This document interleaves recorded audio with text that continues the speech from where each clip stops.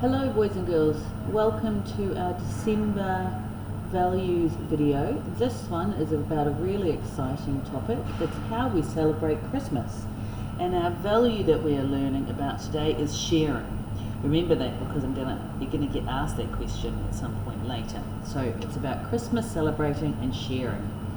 So it's the P4 to 6 December values education video. Let's hop in. So we're talking about how people celebrate Christmas. Many people decorate their houses with beautiful twinkly lights. You can see that these people at their house have got white lights, which are good for Christmas. And then around the Christmas trees, they have the Christmas colours, which are red, gold and green. But any colour light will do. People put Christmas trees up in their windows decorated with lights and baubles. Boys and girls, that's word there is baubles, B-A-U-B-L-E-S. And that is just the word for these here. They're gold there, but you can have any colour, red, Christmas colours. And the tree doesn't have to go in your window. It traditionally went in the window so people could enjoy them walking past, but now they can actually just go anywhere in your room, in the room. Always used to have real trees, but now fake trees are quite popular as well because they're easy and you don't have to get rid of them.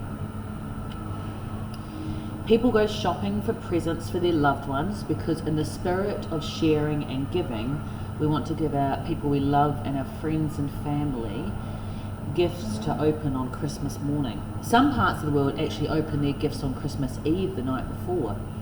Some parts of Europe, but for most of the Western world, we open ours on Christmas morning. Some people go Christmas caroling and collect money for charity.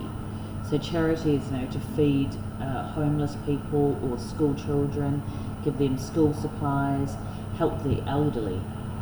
Caroling is Christmas songs, so it means they are singing Christmas songs. Things like Oh Holy Night, Jingle Bells, Away in a Manger. Christmas cards are exchanged and put up for display in people's homes. So sometimes you will send them via the mail, so they come in your letterbox, and sometimes you'll hand them to people yourself. And I know you can even do Christmas cards, like e-Christmas cards now, which is a bit of fun. Talking about the feast. What do you think that is? Is it a turkey or a chicken? Look at the size of it in the plate. That's big, so that's a turkey. So turkey, just like Thanksgiving, turkey is the main meat at Christmas for most countries, but also ham and chicken as well.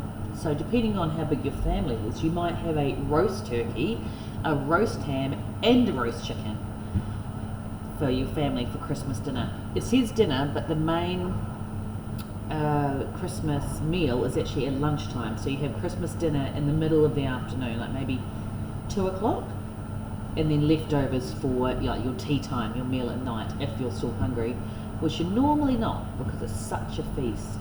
You can see in the background there's also potatoes, Brussels sprouts, yum.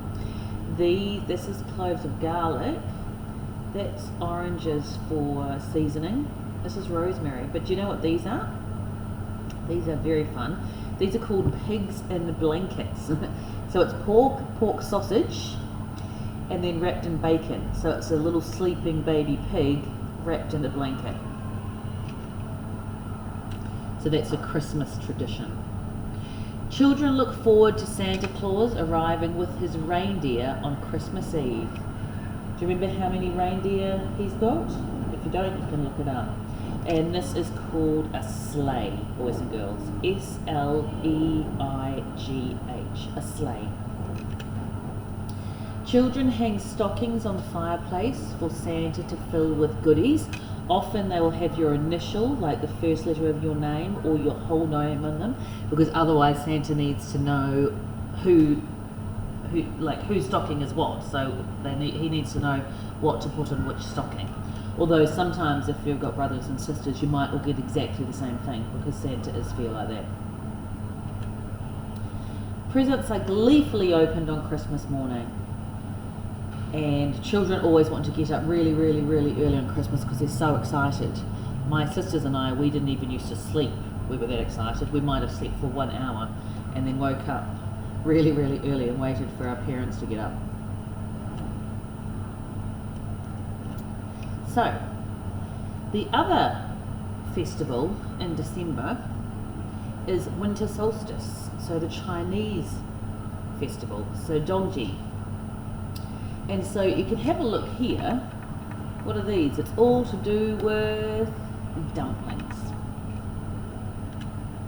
So Dongji, the arrival of winter, is the Chinese winter solstice.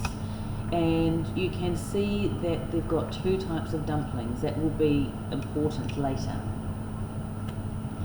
So it usually falls on the 21st or the 22nd of December.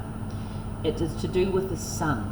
So that is the shortest day of the year. We're in the northern hemisphere. In my country, New Zealand, in the southern hemisphere, it's the longest day of the year because it's summer and the sun stays out the longest. But we are in the northern hemisphere in Hong Kong and China, and the sun goes down earlier, so it's the shortest amount of sunlight, and that's why it's called the shortest day and winter solstice. So sometimes it's the 21st, sometimes it's the 22nd. Many Chinese people think that Dongji is more important than Chinese New Year. Thousands of years ago in ancient China, the winter solstice, so the shortest day of the year, was thought to be the first day of the new year. That was many years ago.